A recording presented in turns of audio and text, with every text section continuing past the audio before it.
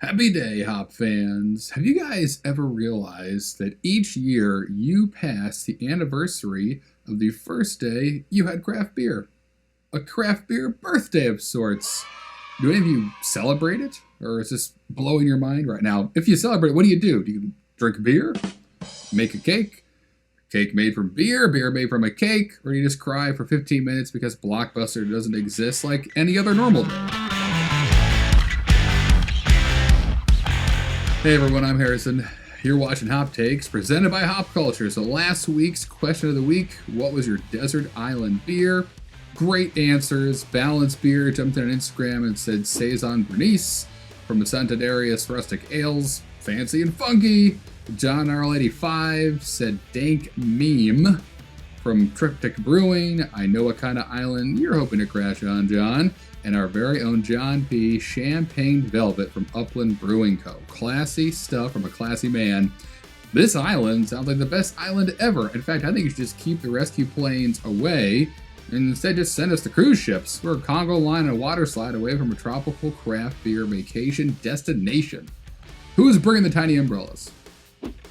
Speaking of cool destinations, this week's question of the week is, what is the ultimate destination brewery? So the place you drive way out of your way to go to again and again. I know it may have been a while since you've actually been there, but I'm making a list, I'm sure a lot of you guys are too, of places that want to visit once visiting places can happen again. It needs more breweries on it and probably less donut shops. So drop that info in the comments. Is it Sierra Nevada, nestled in the cozy Chico Mountains? Is it Edmonds Oast and Hip Hop in Charleston? Maybe Pizza Port on the beach, or actually Hofbrau or Paulaner in Munich? Do any of these breweries have zip lines that I can ride after a few beers? Or maybe human bowling? I've heard that's a thing. It sounds dangerous, but I'll try anything once. Sometimes I can only try things once. Let me know, and I'll start booking that trip. Okay, let's jump on over and see what's hop off the press.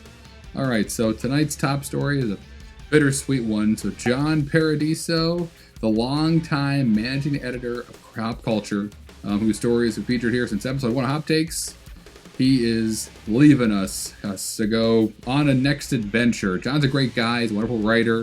He's a great beer photographer. You've seen his stuff on our Instagram for years.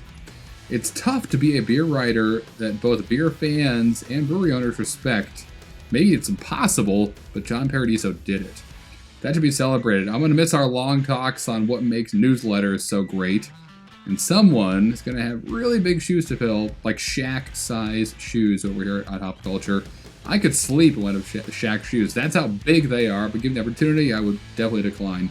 Anyway, bon voyage, John, and in the words of Semisonic, every new beginning comes from some other beginning's end. All right, on a lighter note, Weldwerks October Invitational is back on October 30th, 2021. So a beer fest that's not virtual. That's right, I can't believe I'm saying it, but I am. So after Weldwerks 2020 Invitational was canceled, they announced this week that it's coming back 2021 from Weldwerks. They said similar to previous years, the 2021 iteration of the Invitational will feature 45 of the country's best breweries pouring some of their rarest and most sought after beers in an intimate and relaxed setting. Expect to see classic breweries like Horse Age Ales, Jester King, who've been to the Invitational since year one, fan favorites like Side Project Brewing, and newcomers like Holmes Brewery, Ology, and Equilibrium, just to name a few. Name dropping like it's hot. Weldwerks. The brewery will keep a close eye on the news to make sure it's all still good to happen in October when it's a bit closer. But everyone will be rooting for more treats and not tricks come October 30th. Click the link below to learn more about it.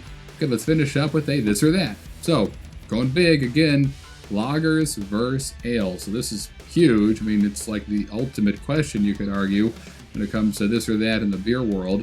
And I right away went to the core differentiator here, the yeast, when making this decision. If you know me, you're probably thinking no-brainer. Harrison's going lager, and I almost did. But I'm going ale here, actually. While I could certainly sip a beer like Noda Brewing's Lager Days all day, every day is Lager Day after all, ale yeast is just more versatile, less temperamental to deal with. Plus, you can lager with certain ale yeasts, like 001, also known as Chico ale yeast. It turns out great. That's how versatile ale yeasts are. They can also be lager yeast. There you go. Best of both worlds.